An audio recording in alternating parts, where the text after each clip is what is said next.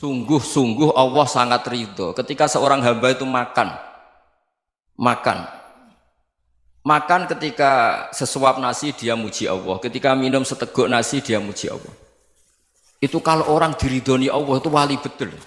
Itu untuk jadi wali itu gampang, kamu makan ridho, kamu nginjak buminya Allah ridho seneng, kamu hidup keseharian aman seneng. Nah ini supaya sampean kita semua ngaji betapa panduan Rasulullah untuk menggapai ridho Allah itu banyak yang keseharian sekali. Saking kesehariannya banyak dalam hadis dan itu sahih. Nabi menyebut hal-hal yang keseharian. Hatta ma tas'alu fi fimra'atika, kamu punya uang kemudian istri kamu bisa makan itu ibadah. Bahkan sebagian ibadah itu dicontohkan Nabi yang akhirnya diprotes sahabat. Yaitu wa fi buti ahadikum sedekah, kamu menggauli istri kamu itu ya sedekah. Sampai sahabat bilang yang benar ya Rasulullah. Ayati ahaduna syahwatahu wa huwa lahu ajrun. Masa urusan biologis, urusan syahwat kemudian dia dapat pahala. Nabi menjawab, alaysa lawadu'aha fi haramin akana alaihi wisrun. Bagaimana kalau dia meletakkan ke yang tidak benar itu kan dosa. Nah, hal-hal seperti ini yang saya ingin teman-teman semua. Saya juga agak ingin ngaji demi Anda juga agak ingin. Itu dosa sekali ngaji kok pesanan kelompok tertentu itu enggak boleh. Islam itu untuk semua. Jadi ya cuma karena di depan saya jenengan ya seakan-akan jenengan korbannya. Itu ada ilmunya dalam usul fikih itu. Jadi orang itu harus ngaji usul fikih. Nama yang disebut, mungkin Mas Sufyan masih ingat zaman ngaji usul fikih. Nama yang disebut itu tidak jaminan sebagai prioritas perintah. Jadi misalnya gini, kebetulan yang di depan Nabi itu Abu Dzar. Nabi ya bilang, ya Abu Dzarin ini uhibbuka misalnya, atau ya Mu'ad ini uhibbuka, atau ya Abu Hurairah ini uhibbuka misalnya. Banyaklah riwayat yang Nabi nyebut ya Abu Dzarin, ya Mu'ad, ya Abu Hurairah. Kemudian misalnya Nabi meneruskan khitab, ini uhibbuka, saya mencintai kamu, fakul dubur sholatin, atau sebagian riwayat disebut fala tada'anna dubura kulli sholatin, Allahumma inni ala dzikrika wa syukrika wa husni ibadatik. Saya mencintai kamu, siapa saja, Mu'ad bisa, Abu Dzar bisa siapa. Saya mencintai kamu, mohon kalau habis sholat kamu jangan lupa wiridan Allahumma a'inni ala dzikrika wa syukrika wa husni ibadatik. Ya Allah, tolong kami permudah supaya mudah ingat engkau. Anda tidak bisa mentang-mentang, wong nama saya Parmin, nama saya Purnomo, itu yang diperintahkan Mu'ad misalnya. Jadi yang disebut satu, tapi khitab itu untuk siapa saja. Saya teruskan ya. Jadi saya mohon semua kita melakukan kebaikan itu, kalau dalam kaidah fikih disebut al yakin la yuzalu bisyak. Banyak kebaikan yang kebenarannya itu 100%. Tidak punya efek samping ke pihak lain, ke kelompok lain, ke komunitas lain.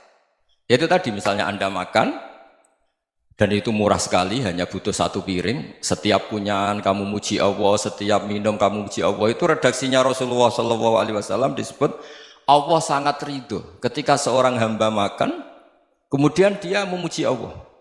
Atau minum, kemudian dia muji Allah. Logikanya gampang, negara seperti ini yang kamu harapkan bentuknya kayak apa, mertua, ipar, komunitas, tetangga, itu nyata terjadi itu kan belum pasti.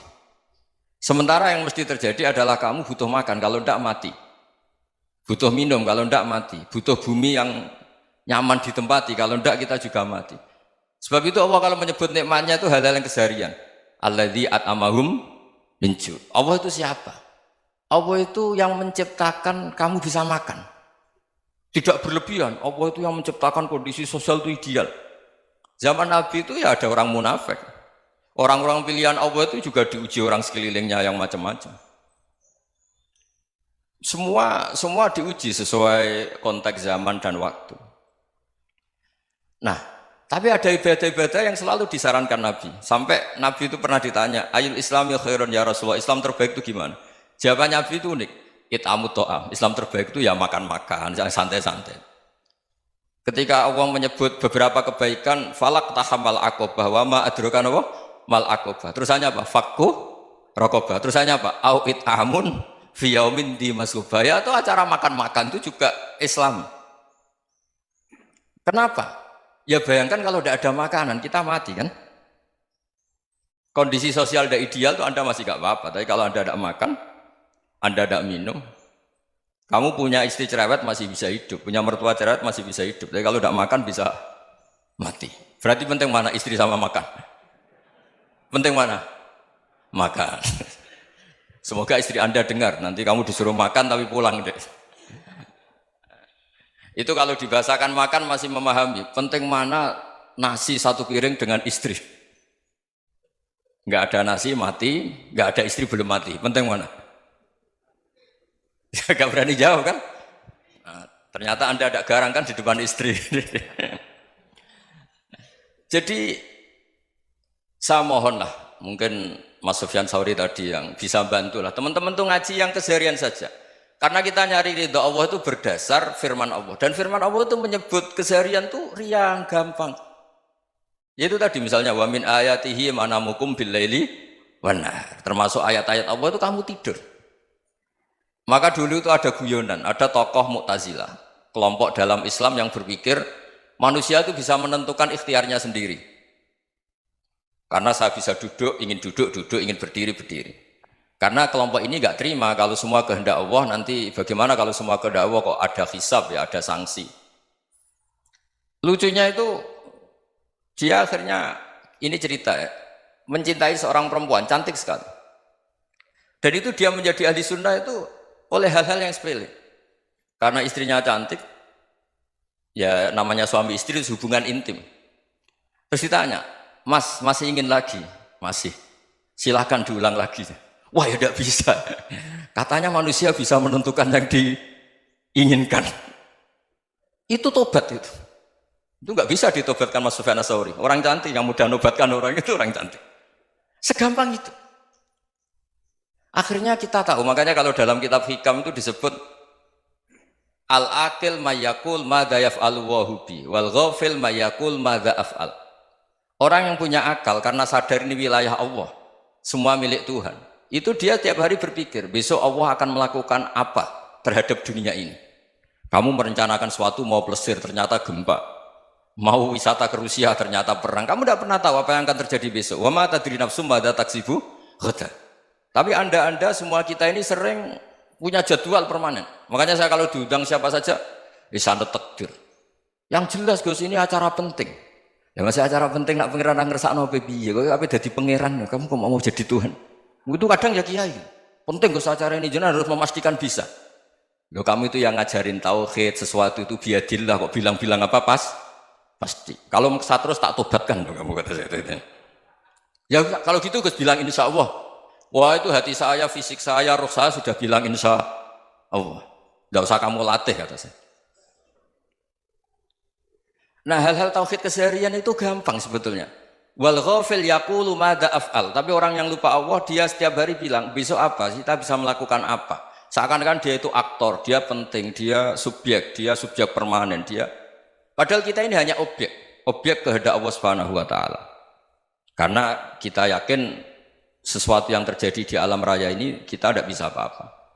Makanya saya sering ngaji, sering bilang saya, ketika Anda mensifati Allah, dia yang menghidupkan. Sudah itu tanamkan, sehingga ketika kita mati, santai saja. Kenapa santai? Allah punya cara menghidupkan kita. Zaman kita hidup juga gak tahu caranya ngelola jantung, ngelola paru-paru. Kamu juga gak tahu ngelola oksigen yang tidak beracun, tidak ngandung polusi. Tahu-tahu hidup.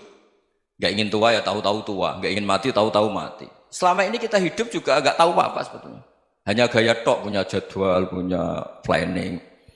Kalau kamu bisa menentukan pilihan Anda, pasti Anda istrinya cantik, 4 neriman semua, kona'ah semua. Nyatanya enggak kan? Ada 1 jelek, cerewet. Wah itu kan, nyatanya enggak bisa apa-apa Anda kan? Dan kamu bawa mati lagi. Itu kan, istri Anda juga gitu, punya keinginan, punya suami yang ganteng, yang jabat, yang neriman, yang enggak poligami. Ya enggak kesampaian juga. Kalau kita ngitung tingkat kegagalan kita itu gagal terus. Ya kan? Nah, terus ingat Allah, madza yaf'alu wa bi. Orang yang punya akal selalu berpikir Allah itu menghendaki apa terhadap saya. Loh sama-sama orang melihat orang yang serius. Itu kata Anda itu pemikir berat, serius. Senang punya tokoh yang merengut tuh, karena kamu anggap serius. Tapi sebagian orang menganggap orang yang serius itu wong merengut, wong masam, wong muka kok ditekuk. Jadi sama Itu hati, ya muqallibal qulub tsabbit qalbi ala dini. Karena kita nggak tahu cara berpikir kita tentang orang lain, tentang sekeliling kita. Misalnya kita orang baik yang jenis ngurmat fakir miskin. Ada orang bangun masjid mewah itu janggal. Apa artinya masjid mewah kalau banyak orang kelaparan? Tapi kalau yang jenis pendidikan apa artinya masjid mewah kalau tidak bisa ngaji? Nanti yang jenis infrastruktur apa artinya ini kalau semuanya punya sudut pandang yang berbeda-beda. Dan Islam mengapresiasi semua kebaikan. Tapi katakan semua kebaikan itu adalah kehendak Allah Subhanahu wa taala. Karena apapun baik Anda itu pakai fasilitas yang diberikan oleh Allah Subhanahu wa taala. Sehingga ini yang disebut kulillah sumadarhum fi khawdihim yal'abun. Ya kembali tadi ke tema-tema bahwa keseharian Anda ini sudah Islami. Saat Anda tidak bisa melakukan apa saja. Saya sering ada jenazah, biasanya kalau tetangga meninggal saya sering disuruh ngelepas. Saya bilang orang ini baik. Karena sering ngelamun di rumah, sering nganggur di rumah. Ditanya sama anaknya, kenapa Gus nganggur baik? Ya kalau dia nganggur artinya juga agak berbuat sesuatu yang maksiat kan? Ya kan? Orang nganggur di rumahnya ya tidak bunuh orang, tidak maling, tidak korupsi, ya namanya nganggur di rumah. Lah cuma istri cara pandang nganggur gak menghasilkan uang itu. Tapi juga gak menghasilkan kriminal kan? Jadi sebenarnya Islam itu makanya kalau sampai ngaji usul fikih itu ada kitab usul fikih namanya Lubul Usul, itu terkenal sekali di pesantren itu. Itu kalau ngapresiasi keseharian itu luar biasa. Izma min mubahin illa wa yatahaqqaqu bihi tarku haramimma. Karena keseharian yang mubah saat Anda lakukan itu ada kehebatan yang luar biasa, yaitu meninggalkan haram. Makanya dulu banyak orang-orang alim ketemu temannya itu guyon sampai semalaman. Itu biasanya yang semangat Islam itu kiai kok tidak tahajud, kiai kok tidak witir. Orang yang sedang mapan uangnya banyak, malam itu tidak kelayaban itu sudah luar biasa. Melawan nafsu supaya tidak maksiat itu sudah luar biasa. Supaya lupa guyon sama temannya semalaman sampai subuh. Gejlok-gejlokan ngenang zaman miskin, zaman kuliah nggak jelas, zaman apa. Melihatnya jangan takut tahajud. Seperti ini meninggalkan tahajud, tapi meninggalkannya ini talkul muharramat. Jadi kayak apa hebatnya? Sehingga Imam Ghazali punya riwayat yang agak unik. Hatta takuna ibadatu akhiri hadil ummah iku an-naum. Sehingga suatu saat ibadah terbaik umat ini itu tidur. Itu kan riwayat kontroversi. Ketika Imam Ghazali tanya, kenapa iya? Kenapa kamu mulai keluar dari rumah itu sudah banyak maksiat? Melihat perempuan yang enggak mahram, melihat fenomena. Tapi kalau kamu tidur itu enggak melihat apa-apa. Tapi juga kamu jangan nganggap tidur itu ibadah betul. Saatnya melakukan fardu ain malah masih tidur. Tapi itu sudut pandang yang menjadikan kita Islam itu gampang. Jadi saat Anda tidak bisa aktivitas apa-apa, misalnya ada beberapa orang yang lumpuh. Lumpuh itu memang nggak bisa Jumatan, nggak bisa ibadah, tapi dia juga nggak bisa maksiat. Tidur itu memang Anda saat itu tidak bisa tahajud, tidak bisa witir, tapi saat itu ada zina, ada maling, tidak gosipkan orang, tidak bully orang, tidak menanamkan kebencian, tidak hasud. Sehingga tidur menurut Allah Ta'ala ya wa min ayatihi manamukum billaili apa? Wan-nahar. Karena di tidur itu selain ada unsur istirahat, jaga kestamina, juga ada unsur meninggalkan beberapa keburukan. Nah saya mohon ibadah yang keseharian ini kita jaga. Supaya kita semua baca ayat itu fasih. Fasih itu tertanam di hati. Allah itu siapa? Alladzi at'amahum min ju'i wa amanahum min khauf. Dan Allah kalau cerita di Quran itu anna sababnal ma'a sabba thumma syaqaqnal ardha wa syaqqa fa ambatna fiha habba wa inaba wa qadba wa zaituna wa nakhla wa hadaika hulba. Kamu tahu saya ini siapa kata Allah? Saya ini adalah Tuhan yang menurunkan air, kemudian ada tanaman banyak. Habba wa inaba wa qadba, ada zaitun, ada tin, kalau orang Jawa mungkin ada tela, ada padi, ada mangga, ada pisang. Sudah.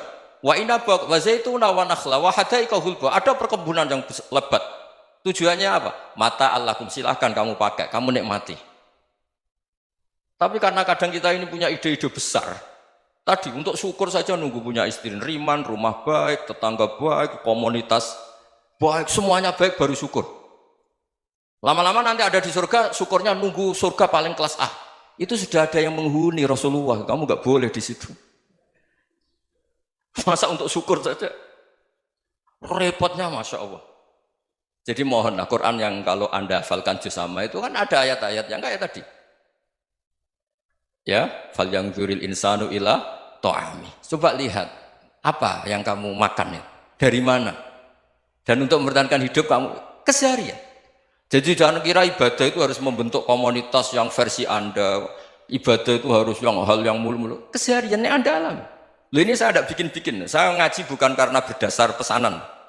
Itu ayat yang saya baca kan betul ada ayatnya kan. Fal yang dzuril insanu ila tu'ami anna sobabnal ma'a sobba thumma syaqqaqnal ardo syaqqa fa ambasna fiha habba wa inaba wa qadba wa zaituna wa nakhla wa hadaiqa ghulba. Terusannya apa? Mata'al lakum, silakan kamu nikmati. Mata itu silakan kamu nikmati. Ya kayak sampean dikasih hidangan ya makan. Ya sudah makan, habis makan ya minum, habis itu ngantuk ya tidur. Ya sudah normal-normal saja. Kayak apa indahnya Islam. Tapi Anda mencari Islam yang gimana lagi?